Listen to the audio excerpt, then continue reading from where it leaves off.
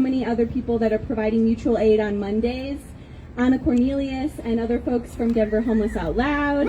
And yes. And my dear friends from Allies to Abolitionists, John, Katie, Dave, Tess, Harmony, Ren, Blair, Maybell, you're in the crew too. And just some other folks that I see here, Katie Owens and the Stained Arts crew, and Maddie and folks from DSA. This is a beautiful community, and I am in awe of all of you, and your work makes today happen. But all of these people that I just named, they don't just make today happen. They show up in solidarity with those who are unhoused day in and day out, week after week. They do not quit speaking truth to power, and you all inspire me very, very much. My name is Shannon Hoffman, and I am the project manager for From Allies to Abolitionists, a project of Emancipation Theater founded by my dear friend Jeff Campbell, and mentor, who's hanging at home right now. We run 90-day campaigns of awareness and support about issues in our community. We encourage people to move from being allies, people that talk about, they say that they care about those who have been marginalized, to becoming abolitionists, people who are willing to dedicate themselves and their lives to abolishing systems and structures that marginalize people in the first place. So abolition, like what we are seeing right now is abolition, right? Because abolition is not only about abolishing corrupt, racist, capitalist institutions and systems, it's freedom dreaming new ways to build a different and more beautiful world. So we, in From Allies to Abolitionists, we research facts about issues that we can use when speaking in public comment at city government, when you speak to your elected officials, when you talk to your neighbors. So did you know that last year on 7 sweeps alone, the city of Denver spent $150,000 just on 7 sweeps? So we in the HOA research team, we looked that up, and this is our information as community members, and this is our money. So we have the right to let our elected officials know that we do not want our tax dollars spent on terrorizing and traumatizing those who are made poor by a system, country, and city that has sold itself out to the highest bidder. We want our dollars used on community-identified solutions, safe outdoor spaces, toilets, hand-washing stations, trash service, and most importantly, we want to house people. Yes. So we need everyone, every single one of you, we need you. And we need you to bring the unique gifts that you have to the table. So as you will see in this documentary, art is a powerful tool to bring about the message of abolition to our community. But if you're a research nerd like me, keep finding facts and share data. And if you're an orator, keep speaking. And if you're an artist, keep making art that revolutionizes and galvanizes community. Just don't quit. Please don't quit. And ask for help and lean on each other. So I also just want to put in a plug that I am also here canvassing with Democratic Socialists of America, the Denver chapter, and we are working on no evictions without representation. So you may know that Councilwoman Candy Sudabaka just ran a bill that gives legal support to those who are facing eviction, and this ballot initiative completes that work by providing these services to anyone regardless of income or citizenship status. So this is just another way that we can stand together in community. If you'd like to sign that, please find me and we can get your signature for that. So I just hope that we will keep freedom dreaming those abolitionist dreams together. And with that, I'm going to bring up my friend and a fellow abolitionist, Ian Tafoya.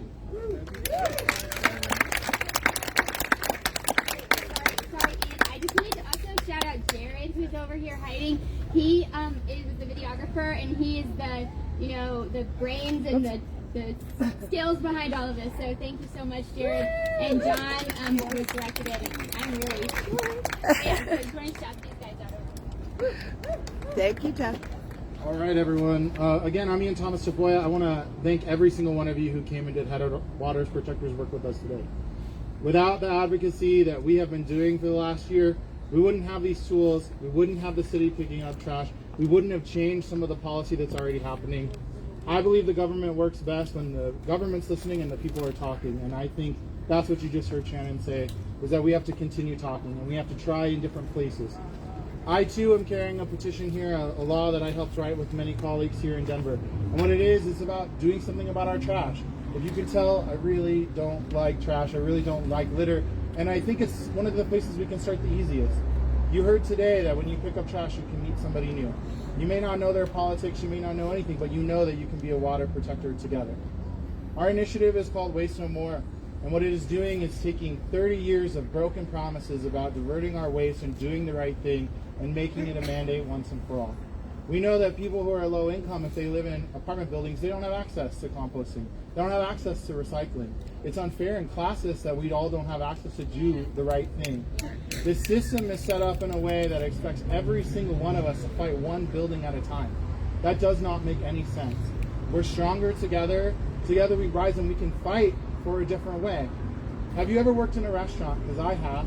Have you ever seen the gross amount of food that they throw away that doesn't even get composted, and they have no incentive to think about doing it a different way because it's just the way it's always been? Our bill changes that. This would make it so that restaurants, starting with the largest and phasing to the smallest over several years, have to divert their waste and compost so that we can not only tackle our waste issue, we can tackle our climate crisis. How about construction? I had a chance to do construction. In one day, a company can throw away more than any of us could produce at this one event, for sure, right? This bill would require concrete and asphalt and metals and woods, these sunk natural resources that we spend so much extracting and then throwing away. It makes no sense. So Waste No More is a campaign where you can come and learn, or newer, where you can learn how to do this work. We have 16-year-olds from East High School who are carrying this petition. We have the Sunrise Movement, and young and old, but what it is a chance for you to learn how to do this.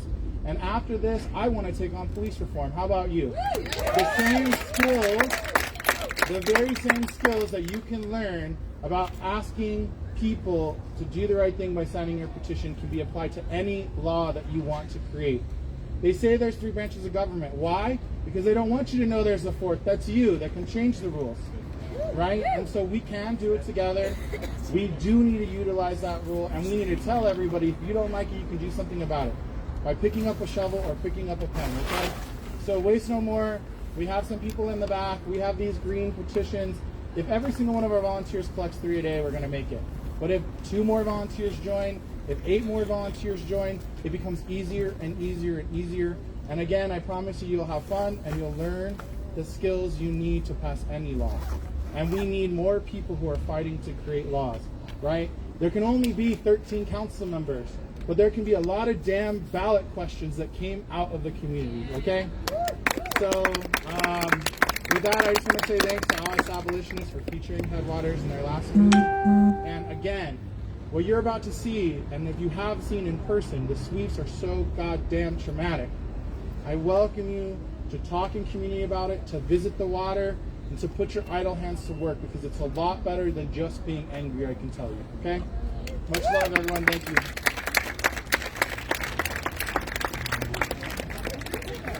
Great. Thank you, Shannon. Thank you, Ian. One more time, my name is John Stoughton. I work with From Allies Abolitionists.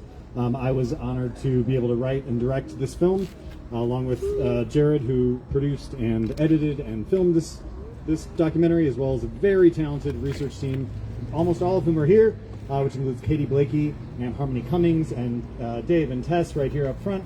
And we have Austin Luce, she's somewhere. Blair Sagan has been irreparably important in the graphic design for these films. So, this is such a collaborative work. It's an honor to work with these kind of folks and work in community with so many of you in different ways. Also, you just listen to a lot of talking, and I'll let this speak for itself. So, thank you for coming one more time, and enjoy.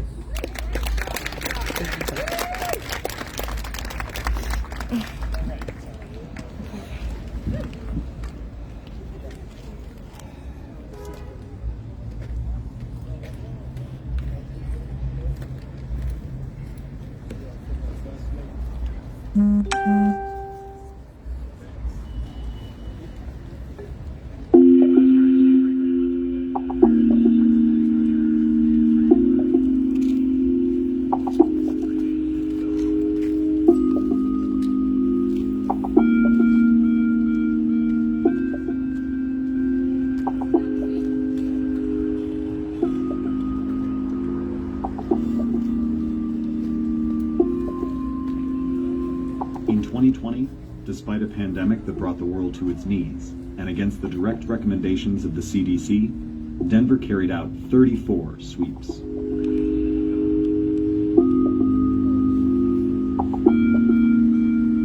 In the first 6 months of 2021, the city has not only ignored advocates' demand to stop the sweeps, but has increased the rate of displacements by more than 300%, even during a historically bitter winter.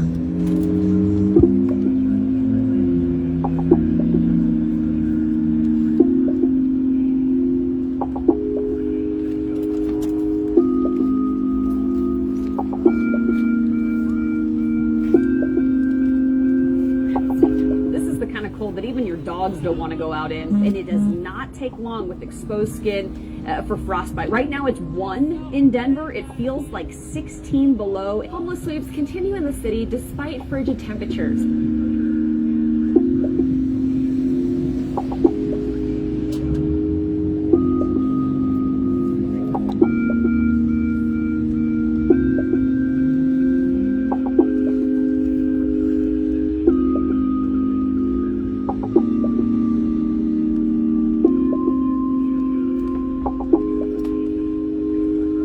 It was 19 degrees outside when the sweep began on February 10th. These blocks are not only the cyclical home to more than 100 unhoused residents, but also where the city's unhoused service providers are concentrated. We spoke to Paul, one of the elders at the 22nd and Stout Street camp, about his experience in this particular unhoused community of Denver.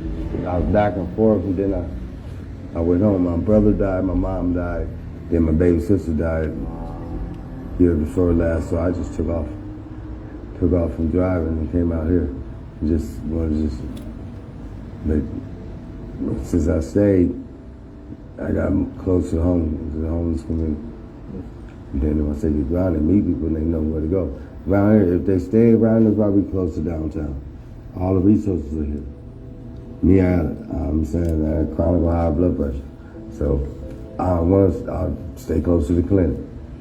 Because you look at the weather, you don't know what it's going to be, so at least I'm here, I'm ready, I'm saying. My health is more important, and so I stay close around. In the past 18 months, this area has been swept over a dozen times, yet most of these residents return, often within a week, a day, or even a matter of hours. There is no other choice for many. They count on the services in this 4-square block area to stay alive. And they don't understand that everybody didn't plan to be homeless. I'm saying some of them lost jobs. You got teachers out here. You got a lot of people that got different experiences in life and come from different situations in life that are out here. A lot of them, as a matter of fact, you got more people that lost jobs out here than you got people that's just basically homeless. I'm just lost everything. I'm saying lost everything as far as don't want to do nothing. You know, they ain't like that. A lot of these people have homes they lost. The following day, this is what the city left behind after cleaning up the camp on this street. Every sweep begins between 5:30 and 7 a.m., but residents are woken up hours earlier by chain link fencing being dragged into place. Multiple police officers and city contractors then go down the line, shaking tent poles, waking people up, and telling them their deadline for moving that day. This arbitrary deadline typically ranges from 8:30 a.m. to 10:30 a.m. As that time approaches, the police and city workers become more aggressive, more possessions are wrongfully trashed, and the traumatic stress on the evicted residents is made even worse. Well, but they worried about you sleeping where you sleeping. All because you lost your job. Or you went through a divorce and it just demolished you. They don't understand some of that. They look at them like they're trash. But actually, they lost everything. It was 20 degrees when this sweep began, Yet firemen and city workers confiscated all propane tanks and fuel from the residents being evicted. This happens at every sweep, as the city deems them a fire risk. These tanks are also the only source of heat for most people experiencing homelessness. By the end of the day, the temperature had plummeted to 9 degrees and would not climb back above freezing for the next 5 days. We go sub-zero with just a high of 7 degrees on Valentine's Day. You just got to take care of your pets here too in town. With these overnight lows dropping sub-zero, you just want to bring them inside, right? After surviving the coldest weekend in 7 years, unhoused residents of Denver faced another sweep on Wednesday morning, February 17th. By 6:30, there were 10 police officers on the scene for a camp of just over a dozen people. Proceeding like always, the city began tearing apart tents, marking unoccupied homes for destruction if they find open food containers, any sign of human waste, or even a single syringe. About an hour into the eviction, EHS contractors set to work on this tent, yanking out blankets and cutting off tarps, not knowing that an unhoused man named Marcio was still sleeping inside. They hadn't even checked before throwing out his belongings or pulling apart his home. If the Bobcat hadn't been busy crushing other tents, this morning could have been much more tragic.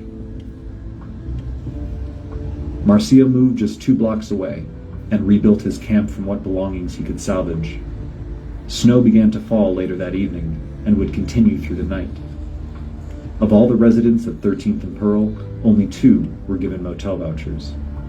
The rest were chased off and left to fend for themselves.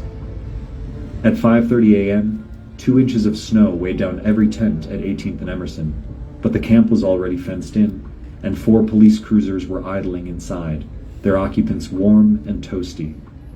As people were pressured by Denver police and EHS contractors to pack up and move along, many people found that their belongings were frozen to the ground.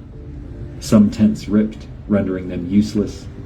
Poles and zippers snapped, and people abandoned items in frustration, or were simply unable to carry the extra weight of their soaked belongings. As usual, any visible propane tanks were seized by the city. Of the 15 residents displaced, only 1 was offered a temporary motel room. The others scattered to the surrounding blocks, even though every public space in the city was covered in snow. The only places free of snow were the bare spots of ground they had just been kicked off. The camp at 27th and Marion was home to about a dozen people, all of whom had good relationships with the area's neighbors. 3 of the apartment complexes nearby offer low-income housing, and the street is rarely trafficked. In the first Message to the Mayor documentary, we spoke with Wolf, an unhoused community member for many years, and a natural leader in every camp he has called home. He was living at 27th and Marion throughout much of the winter. 6 months later, we spoke with him again. We moved from Arkins to a couple other places, and we wound up at Marion. And we were looking at, it was just a small little fenced lot, and we were trying to get in there. We were in negotiations with the priest or the bishop, the guy who, because his church owned it, and it turned out it didn't work real well. But we were there for quite a long time, and then just one day they came up and put notices on us, and they started making more of an appearance, the police and then the people that say they're there to help you and this and that. But, I mean, some of them really are, but when you can sit inside your tent and they don't know you're awake and you can actually hear them cracking jokes about what they're about ready to do, it kind of gives you a bad taste in your mouth about the whole situation. But what happened over there at Marion is there was a couple of really bad cold snaps. And I had a 4-man tent, and I wound up sleeping with my feet against the door. And I wound up getting frostbite pretty bad. The whole bottom of my feet were, bloody and shit, and the top of them were black. And so we took care of that. A couple of the people that, come by and help you and do things, and that really are there for that, they noticed that, and they came in. They knew that I was on the list, so they actually went more active on it, and like a month and a half later, I was in an apartment. Healing up rather than being out there and just getting it worse and worse every time. When you've been out on the street for, a number of years, 5, sometimes 10 years, people are out here. That's what they're used to. That's what the norm has become. And I mean, you're gathering candles and anything that will burn all summer and stockpiling it for when winter comes. Because when it gets down below zero and you're in a tent, there ain't a lot you can do. I keep stuff for trade and I keep stuff for different times of the year because I can't stash it anywhere, which is what the problem was. The people, they gave me a motel room over at Coalition for the Homeless because it was getting really, really cold, and because of frostbite, they put me in a motel for a few days until the apartment kicked in. Well, we got swept at Marion, so I took my stuff and I took it down to between 31st and 30th and Blake because we camped there quite a bit over the years. And I put it in a nice pile and I covered it over with tarps because the next day I was going in the apartment. Well, that night somebody come and told me that the police had went and scooped all my stuff up and thrown it away. They didn't even put it in storage. They threw it away. So I went from having all this stuff to having just the clothes that I was wearing. I mean, people take 4 walls and a roof for granted. And I never really did, but I especially don't now. My hope and wish is that there aren't anybody freezing. There aren't anybody starving. No place to live while other people are eating fat and living high. That ain't even human. It means a lot to me because I worked all my life. I've worked construction all my life. I was in the military, and sometimes I worked 2 jobs. But I've always had a place to go, and I didn't. So yeah, I'm emotional about that. 6 hours after Wolf's 4th displacement in 6 months, the snow began to fall. Wind. The mountains will see the snow over the course of the day, and then really the snow doesn't build into Denver until about 5:30 tonight, continuing overnight into Thursday morning, and that gets us in that 2 to 5 inch range for the city. In fact, Denver racked up more than 10 inches of snow by Thursday morning, which collapsed countless tents across the city. The sweep scheduled for Thursday morning was canceled, not due to this inclement weather, but because the Department of Transportation and Infrastructure hadn't posted the sweep properly, so any action would have been in violation of the federal injunction. The sweep scheduled the following day, on Friday, with 6 inches of snow still on the ground, went ahead as planned. More than 30 people had been living at 10th and Cherokee, an out-of-the-way camp surrounding a commercial building that was largely unused or abandoned. However, this camp was also at the south end of Denver's Golden Triangle neighborhood, which is quickly filling with luxury condos, as well as a distaste for any reminders that poverty exists in the city. Despite the bitter cold, the sweep began at 6:30 sharp, and city contractors wasted no time in destroying what they assumed to be garbage. However, moments later, the owner of that garbage emerged from the tent, only to find his possessions gone.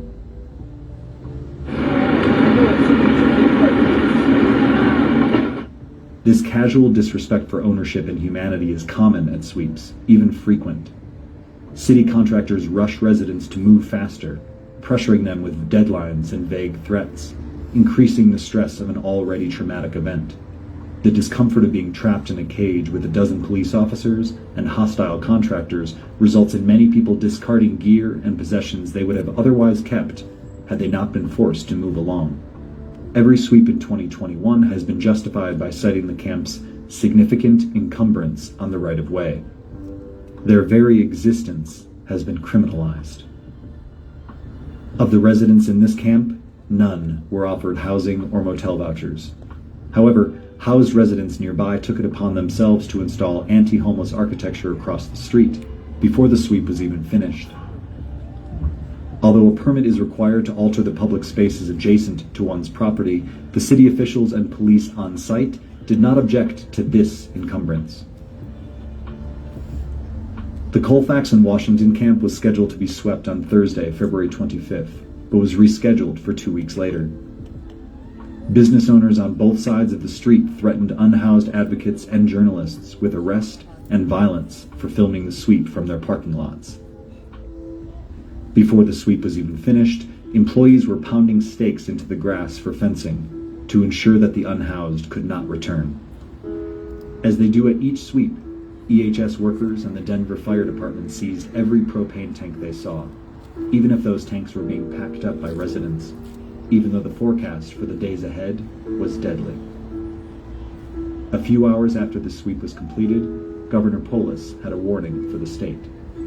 Much better to, if the snow starts coming down hard in your area, stay at home and not go out and not venture far in your vehicle. It's likely to get worse. So, while canceling the eviction of this camp back in February meant avoiding a move during one blizzard, this rescheduled sweep on March 11th displaced and traumatized more than a dozen people, right before the fourth largest snowstorm in Denver's history.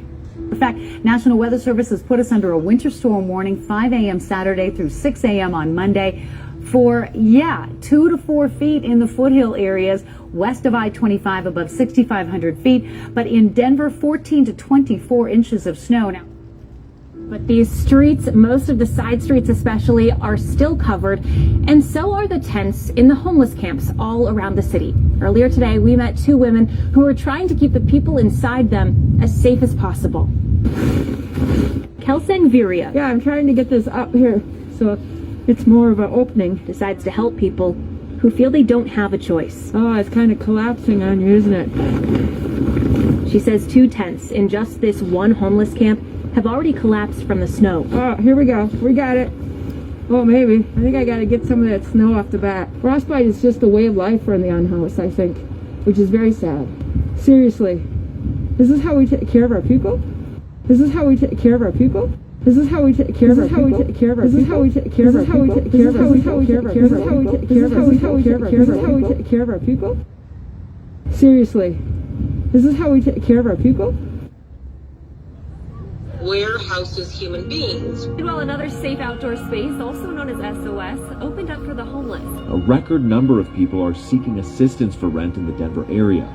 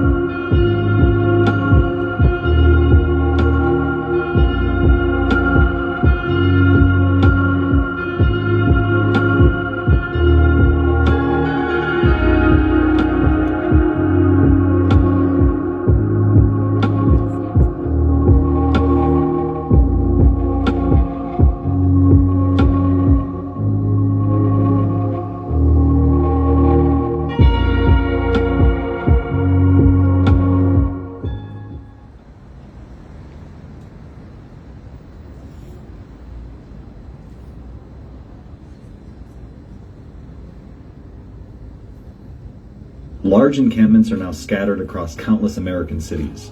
LA, Austin, Chicago, Tacoma, San Jose, Denver, Portland, Las Vegas, Houston, San Diego, and more, in a way we haven't seen since the 1930s. As a contentious issue that has been around for decades, there has been plenty of time for societal stigmas against homelessness to form, for sweeping judgments to be made, and for unfair assumptions to be passed on to new generations. They're breaking the law by setting up tents, and I wish we didn't have to do sweeps, but if they're going to continue to set them up, we should be doing sweeps, and there should be some consequence for them breaking the law.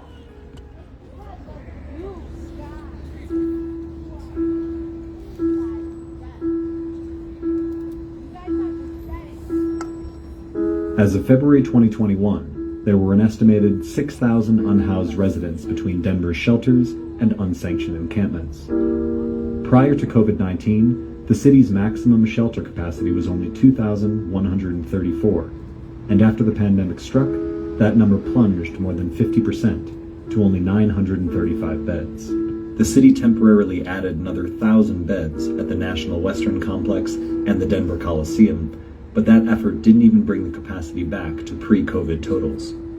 As this graph shows, the city's shelter capacity as of March 2021 stood at just over 2,500. Throughout the pandemic, nearly 2,000 people were also temporarily housed in hotels and motels across the city. This means that even if every shelter bed and city-funded motel room is filled, roughly 1,500 folks are left sleeping outside on any given night. Unfortunately, capacity concerns are just the beginning of the problem when it comes to shelters.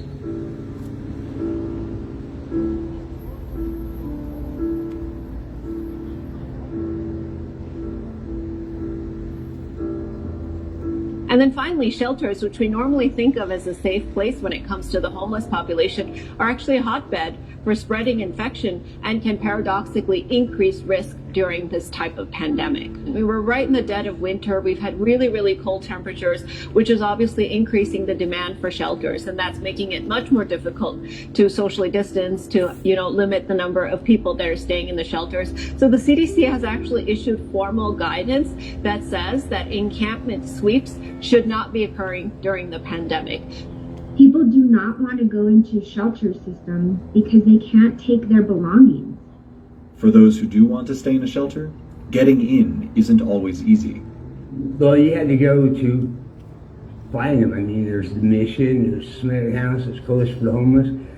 There's all these places, but you got to go in. You got to have a card to get in there. You got to go have a meeting because you got to sit in line all day, and you're not actually getting anything done. I mean, they try the best they can, but with all the people we have out here on the street, it takes a while. And once you're inside, there are other risks to consider. What many people don't know is that in order to apply for housing, you do have to have your ID, your birth certificate, and a social security card. And often, as we've discussed in these sweeps, a lot of those belongings are displaced. People lose those items all the time. They're stolen, they're thrown away. If you go into a shelter, a lot of times you can't bring all your gear with you, and so you lose stuff in that process as well. The experience of staying in a shelter can be dehumanizing and traumatizing, which is why so many choose to stay in tents. Many housed community members understand this and regularly remind City Council that they want real solutions. As this new year begins, I believe that the mayor and city council must work and finally find new solutions to the crisis of homelessness in our city. I have never supported the camping ban, but I didn't support Prop 300 either. The camping ban 8 years out is a failure because its cruel one-size-fits-all approach does not recognize the humanity of this city's unhoused citizens. It ignores the reasons why they resist going into the city shelters, their fears for their health, safety, and theft of their possessions, families being separated, and no places for people to go with their beloved pets. Shelters can act as a form of carceral housing, like halfway houses, designed for those with criminal backgrounds or substance abuse issues. There are strictly enforced rules and guidelines at Denver's shelter options that can make the experience feel very much like jail, including the dehumanizing conditions.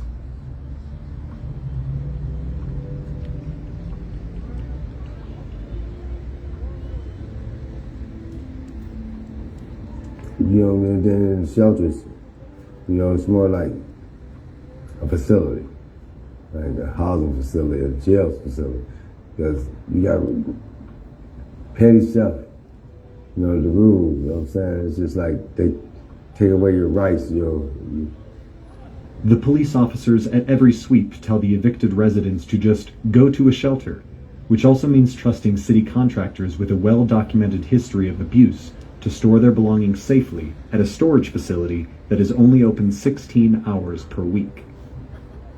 Unfortunately, these supposedly safe havens are anything but. Theft, violence, and sexual assault often go unresolved, as residents are actively discouraged from reporting any incidents to the police. come to find out that this guy was not a decent person, you know, at all.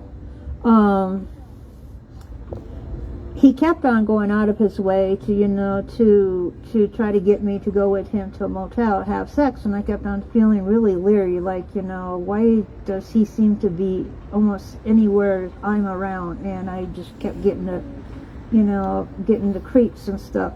And one Saturday I was, you know, wiping the tables, and there's the camera right there.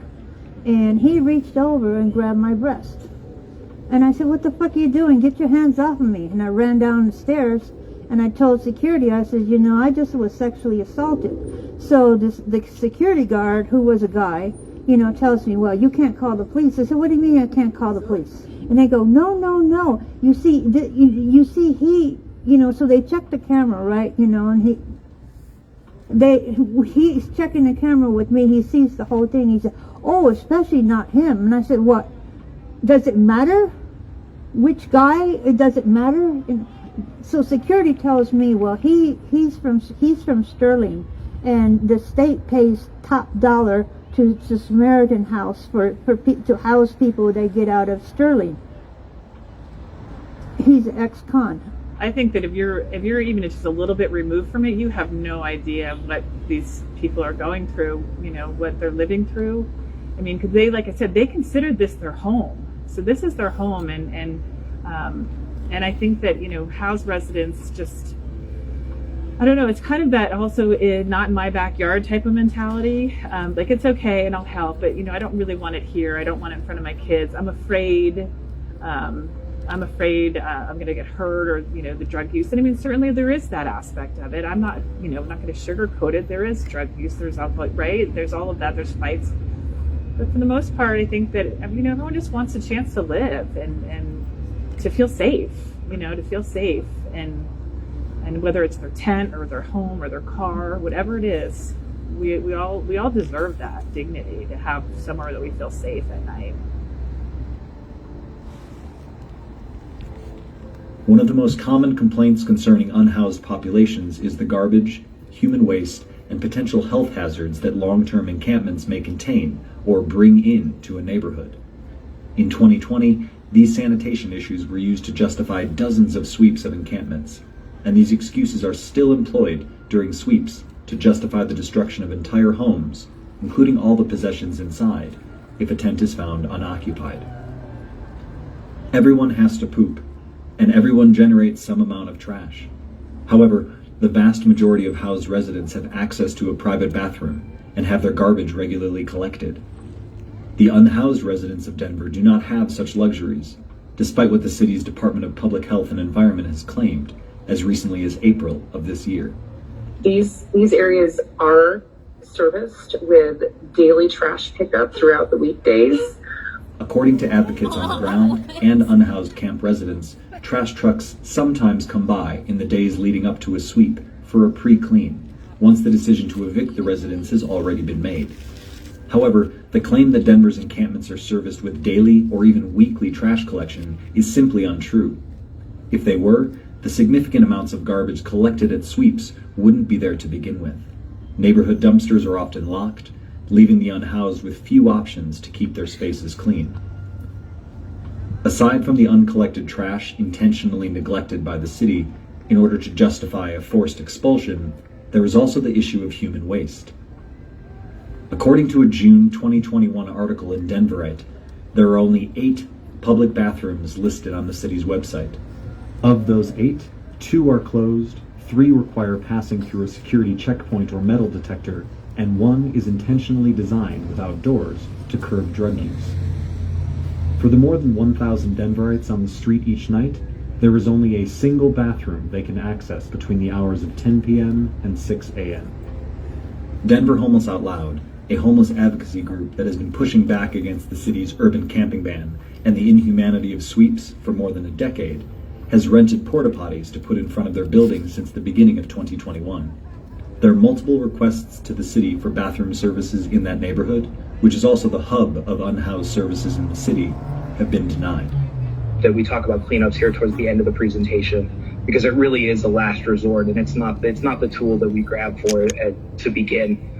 On the contrary, given that the Department of Transportation and Infrastructure schedules sweeps up to 6 weeks out before any attempts at trash collection or health risk mitigation are made, it seems that sweeps are more like a preemptive strike against the unhoused, not a last line of defense.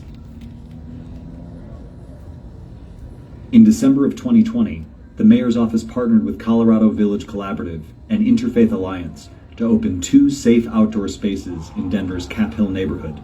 This model is intended to do 3 things. First, mitigate the spread of COVID-19 amongst our unhoused neighbors. Second, connect those same unhoused neighbors to critical services like housing and ongoing case management support. And third, reduce the impact of unsanctioned camps on our neighborhoods. While nearby residents of these SOS sites were initially hesitant, both camps were full of success stories. It's a place to focus on getting on the right path to sobriety or to a job. Some just like knowing there's a place to shower, to use the restroom.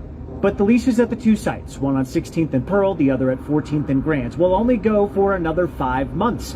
You know, while it doesn't eradicate homelessness, it definitely assists in giving people the opportunity to have a bathroom, giving people the opportunity to have a place to sleep that's not people's front yards. These temporary sanctioned camps were pitched as 6-month service-rich pilot programs. Yet despite community support and approval, neither received ongoing funding to stay in their Capitol Hill locations.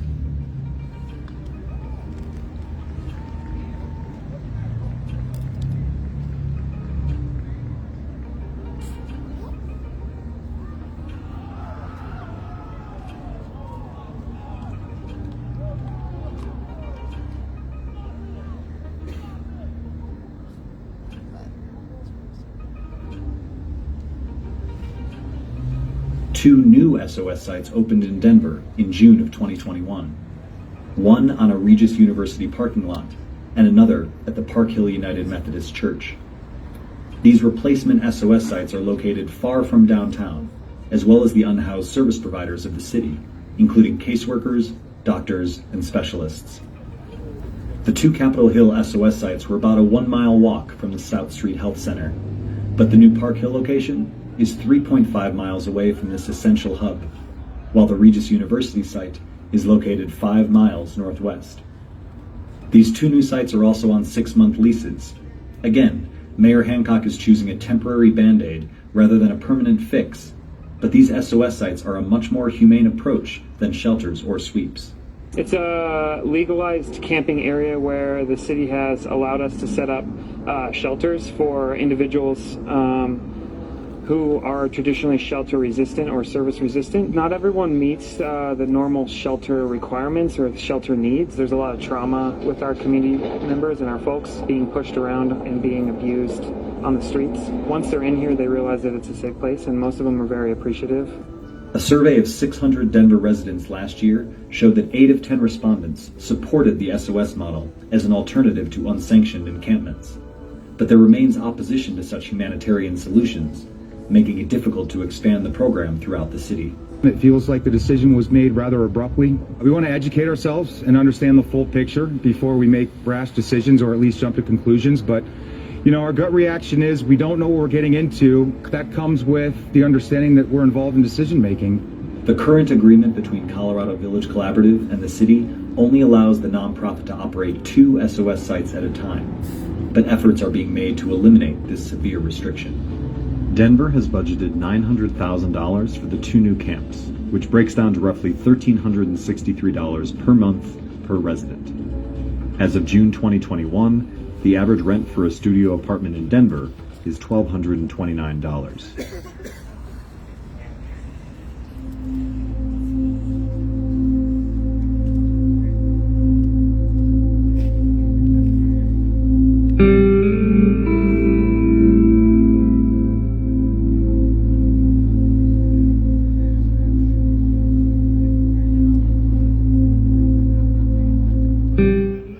If the mayor understands that every person experiencing homelessness requires a tailored approach and to be treated as an individual, then why does every sweep play out in exactly the same way? A 10-to-1 ratio of police officers to social workers, abusive language and behavior from city contracted cleanup crews, and a perennial lack of long-term housing solutions. Even during February's brutal sweeps, only a handful of those evicted were offered stable housing. Some were given temporary motel vouchers. Most received nothing, or were told to simply go to a shelter.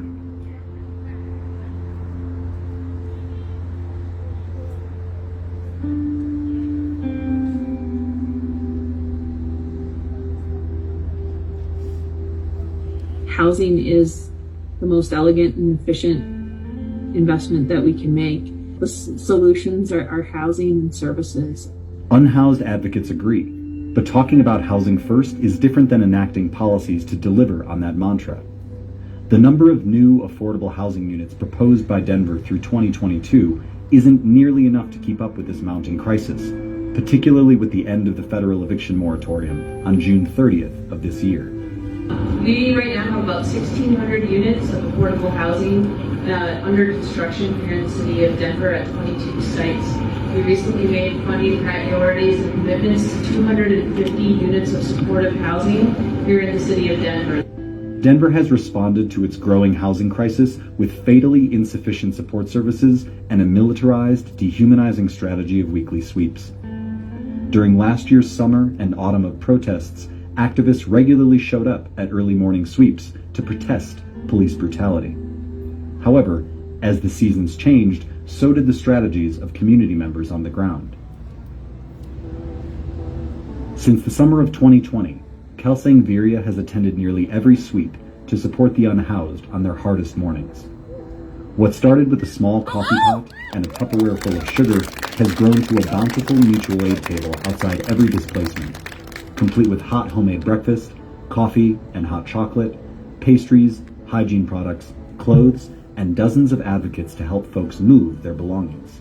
So we started like end of October, I think, but this really took off.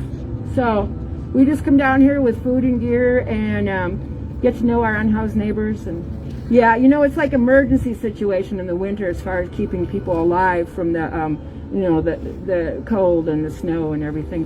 The cyclical, futile nature of the sweeps is clear. The city's answer in every season has been violent displacement.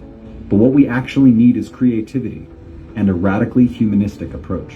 We have some projects in the making for like a swamp cooler thing for a tent. And we have this really cool idea of a cooler. And it's a terracotta pot, a bigger one and a smaller one. And you put sand in there and then you can keep food in there for 20 days. Cool. Yeah, we're trying out something. It's, Lugaloos, and they're basically just 5-gallon buckets or 3-gallon buckets, and you can get a toilet seat, or you can just make it with a swim noodle. You can make a nice seat, and it's just a way for them to have a little dignity, and also trying some privacy pop-up tents, and also we're starting a laundry service, because that's part of the trash is the clothes that are that get dirty, and they want to wash their clothes, but they can't afford to, and how can they get to the laundromat? So we're starting out by going and picking up their laundry, washing it, and bringing it back. Yeah, everything the city doesn't do, we're trying to, we shouldn't have to. The city should be providing them showers and, toilets and laundry service, and at the minimum, we should not have to be doing this. But since they're not, I'm not, somebody has to. When it comes to supporting the welfare of unhoused residents in Denver, the city has become an encumbrance to aid and stability. From the fencing they use to cage every camp before a sweep, to the exhausting nightmare of being stuck on a housing list for years. Dozens of mutual aid organizations have formed in the past year to compensate for the city's deadly negligence. By providing compassionate service and support, no questions asked, no strings attached, these mutual aid groups stand with marginalized communities in Denver to offer solidarity, not charity. The distinction between these two philosophies of support is critical. Well, I think that's what's so kind of important about these different groups forming. It's people who have constantly watches churches and nonprofits and all these systems that just uphold our current system, and they don't fix it. Whereas I feel like mutual aid is actually trying to dive in and work on policies and work with people and not keep upholding systems that are obviously failing. Like many of Denver's mutual aid groups that formed in 2020, Women for the Revolution evolved out of necessity. Vulnerable and historically excluded populations were hit hardest by the pandemic, and community members stepped up. We originally started Women for the Revolution more on like the abolition, anti-capitalist principle, and so we were kind of figuring out like how we wanted to navigate this. We obviously want to work with women, uplift women's voices, especially like within the BIPOC community. So we started doing fundraisers like for the unhoused, but we would give our stuff to other mutual aid groups, and we're like, hey, why don't we just do this ourselves? So we started doing gear drives, and then we just kind of collected it, and then we joined forces with the area Kelsang, and when like all of their work with Monday Night Mutual Aid, and then just really stepped up from there. We make a lot of care kits just to have in our cars, so then we'll directly just go to encampments. One of the main things is just like with people in the cold, like the constant sweeps, people are losing their gear. They come to like Monday night, they get gear. There's another sweep, they lose their gear, and then they come back. So it's just perpetual cycle of just literally watching people just try to stay alive when they're getting these resources, but like when you're constantly just like getting them take away, it's just this constant backtrack and just constant suffering. Witnessing this type of constant suffering firsthand has been a catalyst for some of the most impactful mutual aid groups in Denver. So Olive and I started working together after meeting at the sweeps. She and I would make breakfast burritos in the morning and take them down to the sweep so people had something to eat while they're being forcibly displaced from their homes. And it just sort of snowballed from there as people heard about what we were doing. More and more people said, hey, I have this extra food that's going to waste. In November, we kind of made things official. Had a really big dinner on Thanksgiving. We had like 400 and something people. That was kind of like the kickoff of the whole thing. But yeah, food-based mitigation has been like really integral from the start, and also just addressing all these different intersections that we have here as far as like racism and homelessness existing together, the food desert that is like most of North Denver. We want to address all that. Providing relief comes in many different forms, but generally focuses on the basic human needs not being met: food, water, warmth, rest, security, and safety. This past February and March, when Denver was slammed by historic blizzards and sub-zero temperatures, organizations like Comrade Co-op partnered with other mutual aid groups and individuals to keep the city's unhoused populations alive. There was a man who we had a pretty good relationship with because he was over at 16th and Lafayette, which was a camp that we went to pretty regularly and managed to stay up for a long time, which is why we had like bonds with a lot of those people. And he had pretty bad frostbite, and we tried to get him medical attention, and he was not treated well at the hospital at all. He ended up being released probably too early. We were able to get him a hotel room, which was great, but just seeing the like complete lack of compassion, both at the hospital and that camp ended up getting swept really soon afterward, and he's trying to heal from having these amputations that he had to get and deal with moving all of his stuff in time. And that was like a big intersection. Like, wow, this whole thing is messed up. You can't even get proper medical care without being treated as like less than. But I think what was the coolest thing in all of that is how much our community came together to find hotel rooms. So we were able to get a ton of people up into hotel rooms. And so many, in fact, that we were able to give some of our funds over to Boulder, to the Safe in Boulder, to go ahead and also get some hotel rooms there. So I think my favorite part of that and all the horror and the trauma was how many hotel rooms we were able to get and how many people we were able to put up. Along with dozens of hotel rooms secured for those freezing on the streets, hundreds of coats, hats, scarves, and blankets were donated and distributed, as well as thousands of hand warmers, homemade street heaters, and hot meals. This life-saving support did not come from city departments or paid employees, but rather from community volunteers, often raising money from their own small but mighty mutual aid networks for survival gear and food. For the record, there were plenty of empty hotel rooms and apartments throughout the city, but getting into one is not always an easy task. They put so many restrictions on who can go in those hotels and why, and then would leave a number of rooms empty. And I just thought it was, just kind of really frustrating. Just, people going out, delivering all this food that's basically food waste to people who have nothing to eat, and then there's plenty of places for them to stay. And even though the city has an approach to houses, or an approach to house some of those people if they meet certain conditions, they were still spending per diem on those rooms as if they were occupied. In March of 2021, 2 weeks after the city's record-breaking blizzard, a court-mandated homeless advisory meeting was held in Denver's Civic Center Park.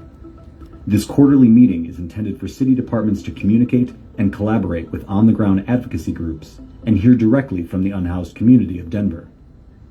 Evan Dreyer, a 10-year veteran of the mayor's office who currently serves as his deputy chief of staff and personally oversees every encampment sweep, was present for the meeting. He declined to speak or answer a single question posed to him. He left immediately after the meeting concluded, refusing to speak with any of the advocates present. When this is what the mayor's office means by good faith collaboration with the community, it comes as no surprise that advocates on the ground have taken matters into their own hands. The mutual aid revolution in Denver was driven by the city's failure to provide for its most vulnerable, and has been sustained by overlapping communities of activists who realize that a better way is not only possible, but already exists. To me, mutual aid is abolitionist, at its core. It should be. At the end of the day, we are working towards a system where we aren't dealing with police, we aren't relying on these very insufficient state-run kind of programs and things. So practicing on the small level of feeding people, those sorts of things, is just a step towards that vision of community care where we don't need police, we don't need the city government, they're failing us anyway.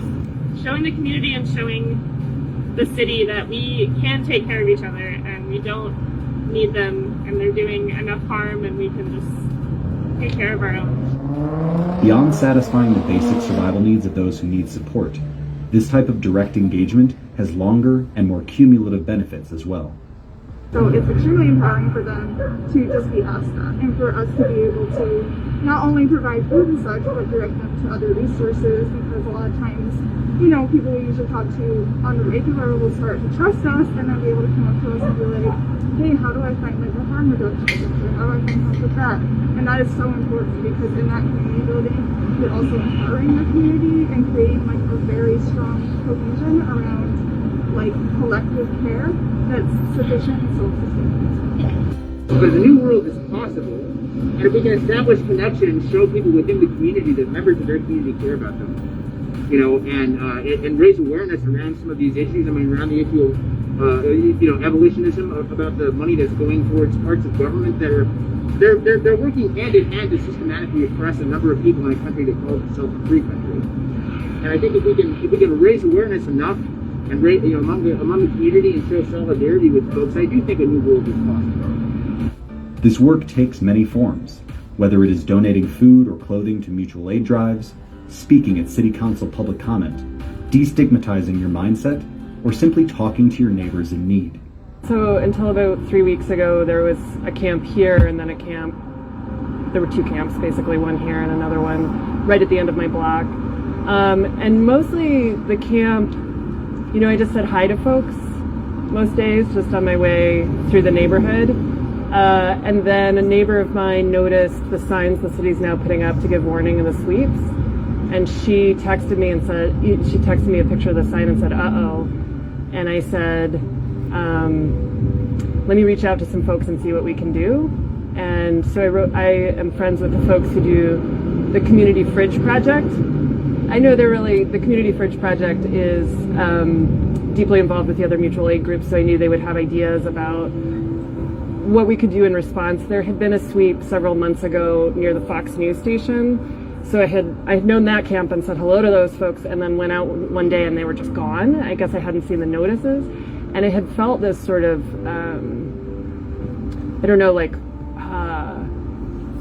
like a grief at that camp being gone. And so having the opportunity to actually respond to the fact that a sweep was happening felt really important. thing Eli at the Community Fridge Project said to me was, well, have you talked to the folks at the camp about what they need? And I was like, oh yeah, I could just talk to my neighbors about what they need. This is what I would do about almost any other neighborhood problem, you know? Like if I knew somebody was having trouble, I would just say, what can we do? We've just been more active with the community fridge. We love that community fridge. My daughters are attached to the community fridge. We've already had a relationship to our fridge. We follow it on Instagram now, but it feels even more important. I don't bring my phone out a lot in the neighborhood, and so I didn't bring my phone to the sweep, and the phones end up being incredibly important for creating connections, but also for filming the sweep. When people pull out their phones to film the sweep, it actually affects what people do on the part of the city, which I had no idea, right? Like, you know, the pandemic and really the Community Fridge Project, I think was maybe the thing that made me feel like maybe just showing up and doing what I could. Like I didn't need to go to my council person, or I didn't need to be part of an organization, but like just showing up and talking and trying to figure things out in that mutual aid way could itself be transformative. Continuing to believe in and fight for a new world is what mutual aid is all about. Changing the direction of a city or a nation requires a shift in thinking from all of us. So I feel like in some ways every day my understanding of these problems is evolving, because as you build relationships, you just hear more about how people's lives are affected by them. But you also see the solutions in the ways that people build together these transformative solutions, like putting a fridge on the street that people can just access, right? That people who want to give something can access, and that people who need something can access. So I think we're in the transformation. I think it comes down to us. And I don't know that I would have said that a year and a half ago, even though I've advocated prison abolition for a very long time. I don't think I appreciated that it's us and it's how we live our lives that can build this different future. If we all just did a little bit, if we all did a little tiny bit, we could solve this. If we all had more compassion in our heart, we could solve this. If we were all kinder to each other, if we were all more connected, if we all cared more. I think it's just really going to be collective rising of humanity, of all of us. We asked each of those being interviewed if they had a personal comment for the mayor, a final message to Michael Hancock himself. This is what they had to say. Find your humanity and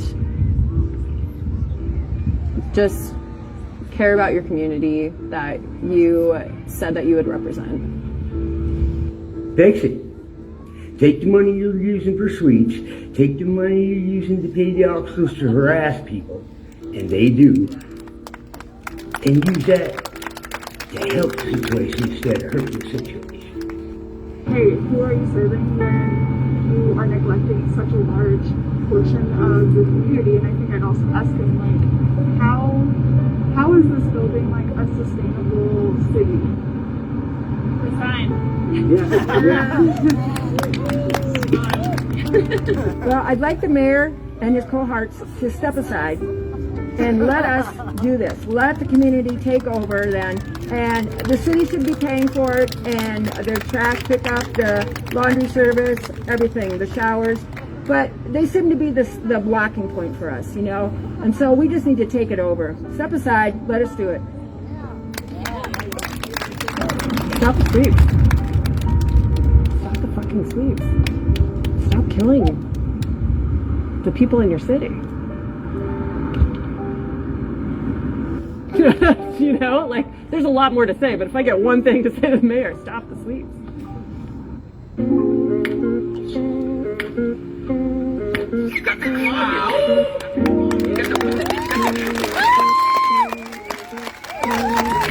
Starving, stomach punching, no lunching, broke, no hope, pocket lit clutching, can't eat, can't sleep, can't function, cop pushing me in the street, bum rushing, pull something out of the trash can and ate it, pretend imagining my mom just made it, breath smelling like boat smoke with no soap, sprinkle of soap, holes that my toenails poke, in my sock, from walking the block with no shoes, if I die, I won't even make it on the news, bump chill, giving the spill and narration, Hancock is on your watch, legislation, talk about my tax dollars, put it in context, buy land, build a complex, it's not that complex, I'm not impressed cause we're selling the text, folks claiming that they're blessed, but you're looking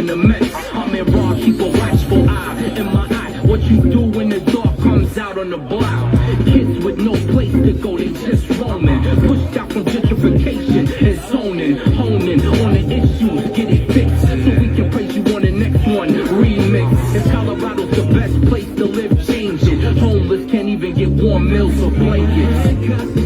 Need you, promise to do something we don't believe.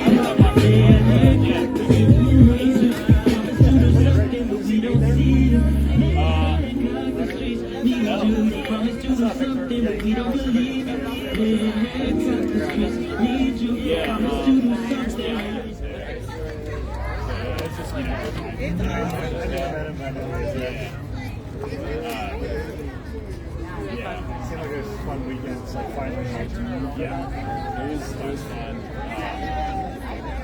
I went to the Denver bar, I think, the Nuggets playoff games. Oh, dude, that bar.